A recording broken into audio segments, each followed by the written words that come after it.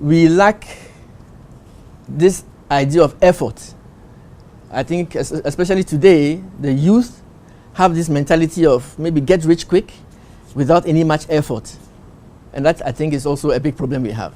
We need a lot of education. Like I said earlier on, knowledge is really the key to success. What kind of education are you talking about, please? We need two kinds of education. Go ahead. Scientific education, intellectual, and then spiritual education, moral education. I think it's not enough to go to school and learn mathematics and science, be very clever, if you do not have as a complement the capacity to love your neighbor, the capacity to be truthful and honest and trustworthy. On the other hand, it's not also very good to be maybe honest, but you don't have any knowledge or skills which go with it.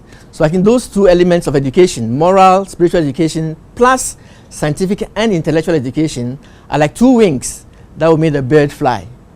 So do we have all these two wings in our educational system? We have, in our educational system, we have the intellectual education, scientific education, which is not even very good. It's not very much adapted to our environment, to our needs, and to our African aspirations. On the other hand, from the religious point of view, we also have forms of religion which I would say were quite adulterated before they were actually introduced into Africa. In addition, these forms of education come in contradiction to our own natural, spiritual, and cultural values. So it creates a confusion in our minds, right?